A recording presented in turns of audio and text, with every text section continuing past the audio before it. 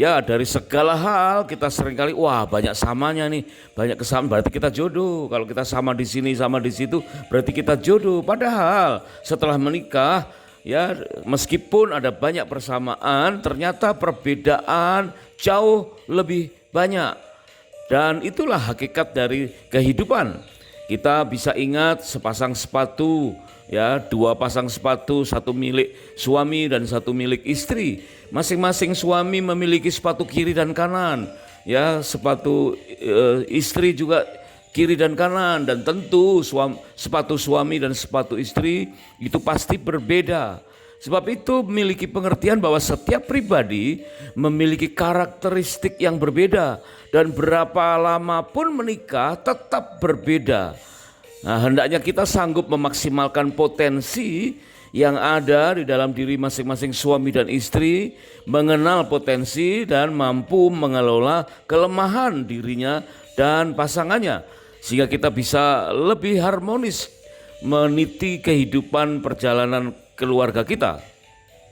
Di dalam Kejadian pasal yang pertama ayat yang ke-27 jelas dituliskan bahwa Tuhan menciptakan sepasang suami istri itu berbeda, laki-laki dan perempuan. Sebab itu di dalam Undang-Undang Pernikahan nomor 1 tahun 74 di negara kita Indonesia, di mana dasar pernikahan pasal yang pertama disebutkan pernikahan bagi seorang pria dengan seorang wanita. Berarti selain seorang dengan seorang, maka pria dan wanita itu adalah berbeda. Demikianlah dikatakan Kejadian 2 ayat yang ke-7 dan ke-22, asal muasal dari terciptanya Adam dan Hawa pun dari bahan baku yang berbeda. Adam dari debu tanah yang kemudian Tuhan menghembuskan nafas hidup ke dalam hidungnya.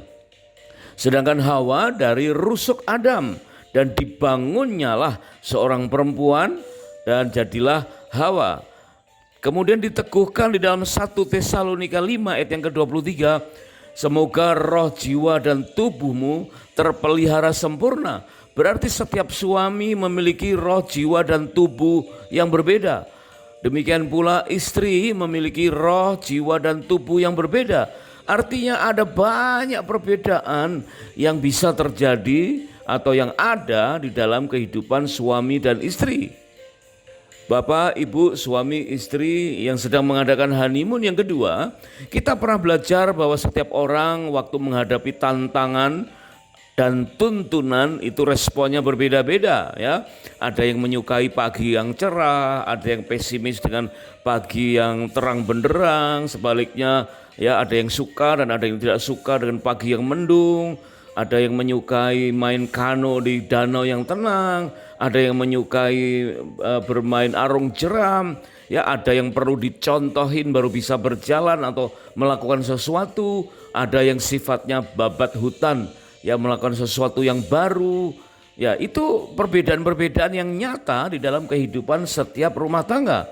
Dan prinsip-prinsip firman Tuhan meneguhkan demikian, bahwa Allah menciptakan perbedaan jenis kelamin dalam Kejadian 1 ayat ke-27, dan Allah memakai semua temperamen. Contohnya ketika Tuhan Yesus merekrut ke-12 murid di dalam Matius 4 ayat 18, itu mereka terdiri dari berbagai ragam temperamen.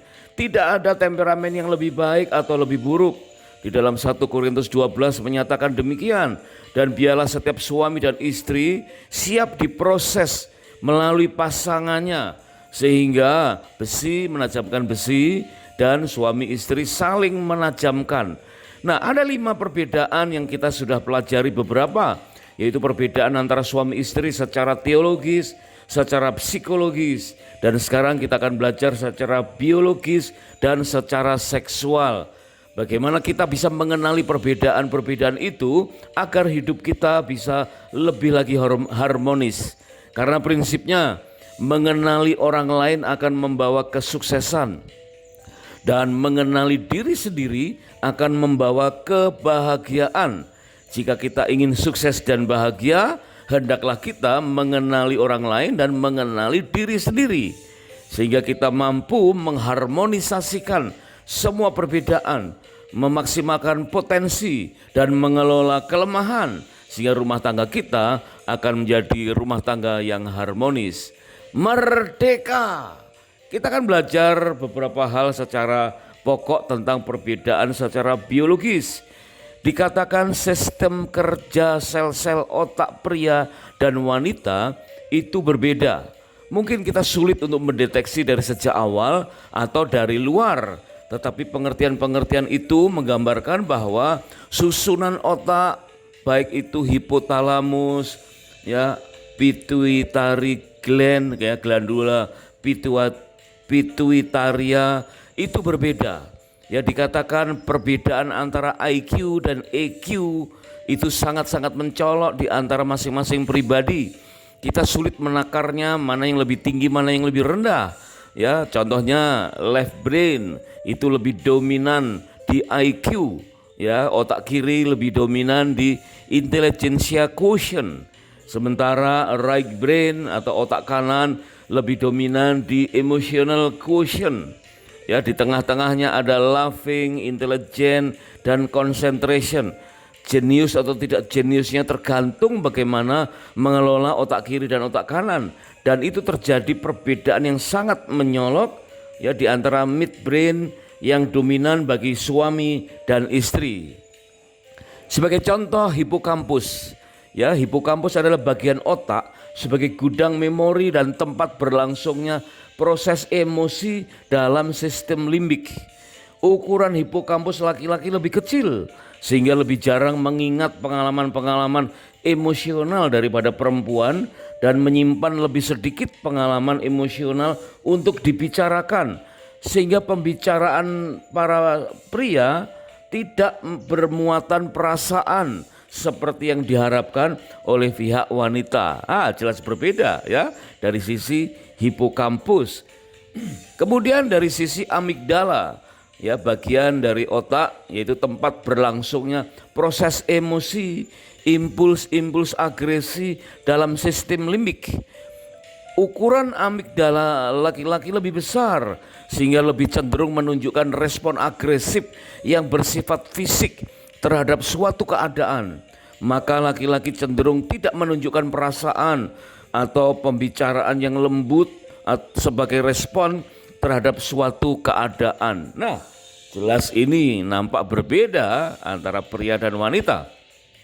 Kemudian cerebellum, yaitu neuron-neuron kerja yang rumit termasuk proses emosi di dalam otak dengan jaringan-jaringan penghubung yang lebih kuat di dalam otak antara cerebellum dengan pusat-pusat verbal dan kerja yang rumit. Perempuan cenderung banyak berbicara ketika menghadapi stimulus emosional dan otak mereka cenderung menangani beragam pekerjaan yang rumit yang mendukung pembicaraan emosional atau berperasaan. Nah, berbeda bukan? Ya, antara pria dan wanita. Kemudian kita lihat jaringan syaraf, ya, kelihatannya mirip-mirip saja kalau kita lihat secara mikroskopik sekalipun. Tetapi jika kita ketahui sistemnya, maka dikatakan jaringan syaraf itu adalah menghubungkan sistem limbik dengan korteks cerebral, baik right cerebral, ya, maupun left cerebral yang hemisfer. Otak lelaki mempunyai lebih banyak jaringan syaraf, bukan hanya dari cerebellum ke pusat otak lainnya, tetapi ke seluruh otak.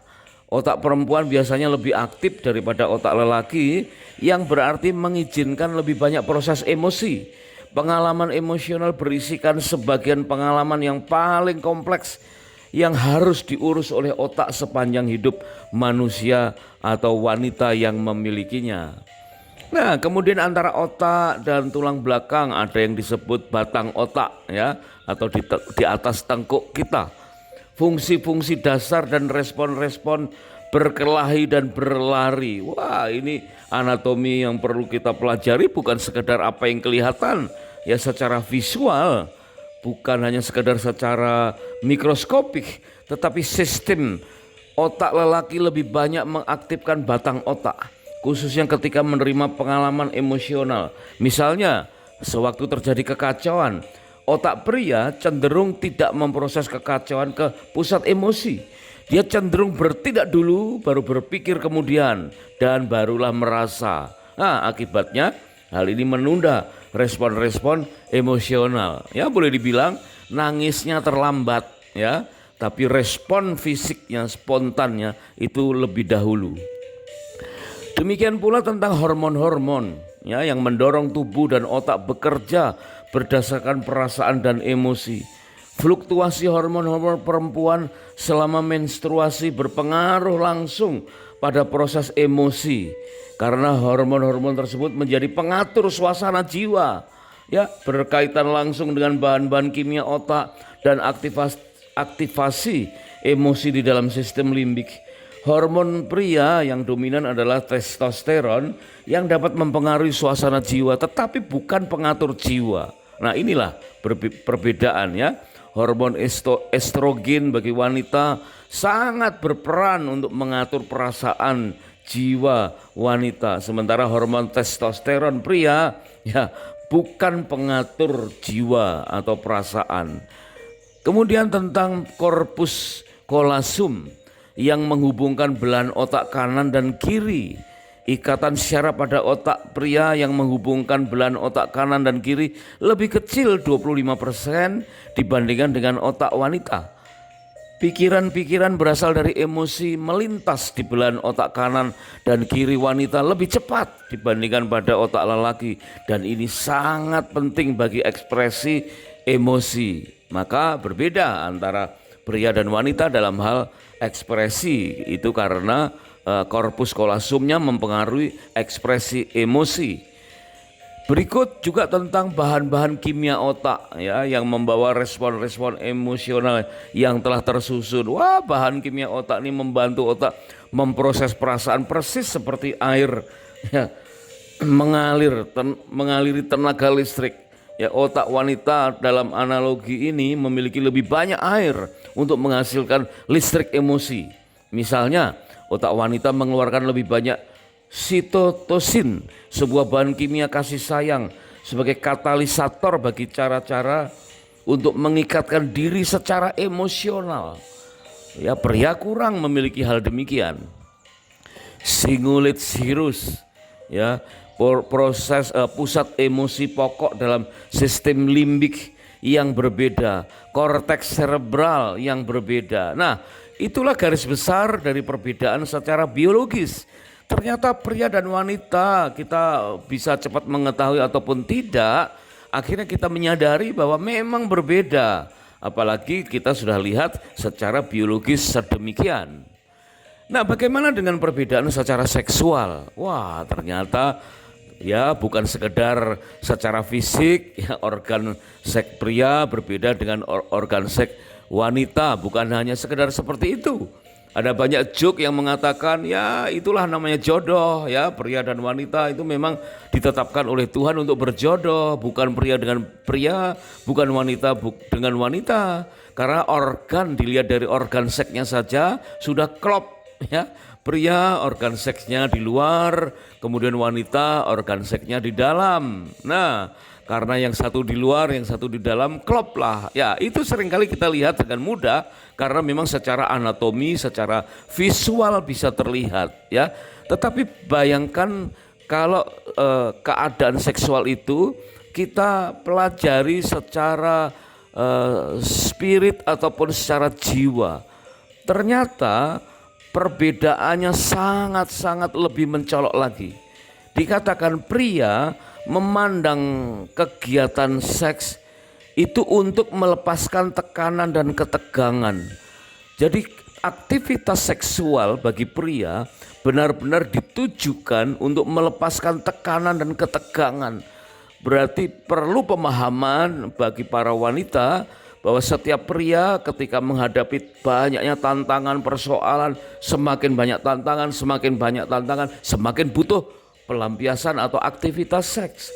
Karena seks bagi pria untuk melepaskan tekanan dan ketegangan.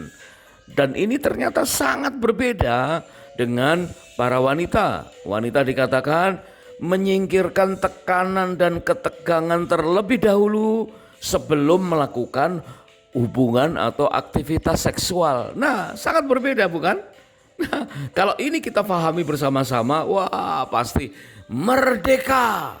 Suami istri akan semakin harmonis, semakin memahami satu dengan yang lain. Coba kita ulang kembali ya. Dikatakan wanita bukannya sulit untuk diajak beraktivitas secara seksual, tidak, tetapi timingnya ya yang perlu difahami. Karena wanita perlu menyingkirkan tekanan dan ketegangan terlebih dahulu.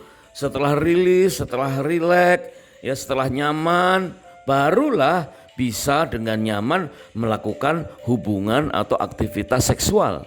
Sementara pria, melakukan hubungan seksual itu untuk melepaskan tekanan dan ketegangan. Wah, berarti sangat-sangat bertolak belakang ya. Pria maunya tembak langsung, gitu kan? Tapi kalau wanita diteliti dulu, ya, dikondisikan seperti apa, makanya perlu situasi ruangan yang sama-sama bisa menikmati, ya. Mungkin wanita menyukai yang lebih teduh, lebih gelap, lebih nyaman, kan gitu ya. Tetapi pria lebih perlu dipuaskan matanya, ya perlu lebih bersegera, ya. Dan bagaimana istri supaya juga bisa mengikuti agak lebih bersegera, tapi suami bisa lebih telaten, lebih bersabar, sehingga timingnya tepat, sehingga perbedaan di dalam sisi seksual ini bisa dikelola bersama. Kita tahu bahwa seks itu kudus, seks itu suci, seks itu eksklusif dan memiliki dan dimiliki. Nah, karena seks itu adalah perintah Tuhan. Kita ingat di dalam Kejadian pasal yang pertama dikatakan Tuhan memerintahkan kepada Adam, ya, beranak cuculah, bertambah banyak dan penuhilah bumi. Dan waktu itu belum ada dosa, karena kisah tentang dosa tercatat dalam Kejadian pasal yang ketiga. Sementara perintah untuk melakukan hubungan suami istri itu ada di dalam Kejadian pasal yang pertama. Berarti benar-benar ada kesucian seks. Ya, hubungan suami istri, hubungan seksual harus dilakukan dalam kondisi sama-sama kudus. Ya, baik jiwa maupun tubuh bersih, kudus, suci. Karena ada dua keindahan seks yang perlu dinikmati. Nah, ini dia. Ya, ada beberapa calon suami dan calon istri yang berpandangan bahwa menikah itu hanya untuk melanjutkan keturunan. Ya, boleh. Ya, itu adalah prokreasi. Boleh saja ya, prokreasi. Karena Tuhan memang memerintahkan demikian. Beranak cucu, bertambah banyak, penuhilah bumi, berprokreasi, memperbanyak keturunan untuk melakukan mandat-mandat Tuhan. Tapi ingatlah, selain prokreasi, keindahan seks yang kedua adalah rekreasi. Ya, di mana waktu suami sebagai kepala banyak pusingnya, ya perlu berekreasi dengan pasangannya, dengan istrinya, yaitu untuk menikmati hubungan suami istri sebagai rekreasi. Ada beberapa konselor pernikahan jika ditanyakan tentang hubungan suami istri, ya memang tidak perlu kita berbicara secara vulgar, tetapi ada beberapa yang memancing-mancing pengertian supaya suami faham, istri juga faham bahwa unsur rekreasi itu harus dialami, dinikmati dan dilakukan berdua, ya. Menikmati ada hutan, ada rimba, ada terowongan, ada goa, ada gunung, ada berbagai macam hal. Keindahan alam yang luas itu sesungguhnya ada dalam diri masing-masing suami dan istri. Nikmatilah keindahan seks itu sebagai rekreasi yang untuk dinikmati sepasang suami dan istri. Coba kembali kita tengok di dalam Ulangan pasal yang ke-24 ayat yang kelima. Jelas Tuhan memberikan perintah yang perlu diulang-ulang, yaitu ketika suami istri baru saja menikah, jangan dibebankan pekerjaan apapun, tetapi selama 1 tahun diberi kesempatan untuk saling menyenangkan. Nah inilah ya, karena secara biologis dan secara seksual berbeda, maka perlu waktu selama 1 tahun lamanya untuk saling mengenal, untuk saling menyikapi perbedaan, saling menyenangkan, saling menyukakan hati. Berarti honeymoon yang kedua sangat diperlukan, bukan sekedar durasinya yang selama 1 tahun, tetapi menunjukkan bahwa pengenalan suami dan istri sangat perlu dilakukan sehingga suami istri bisa lebih lagi harmonis. Merdeka! Biarlah kemerdekaan bangsa dan negara kita yang sudah sekian puluh tahun ini bukan sekedar secara politis terjadi bagi bangsa dan negara saja, tetapi secara holistik terjadi dalam kehidupan suami dan istri. Biarlah kita rela ya terbuka untuk menguliti kelemahan dalam berumah tangga, kelalaian pola bergereja sebagai keluarga rohani, dan menegur kesalahan di dunia kerja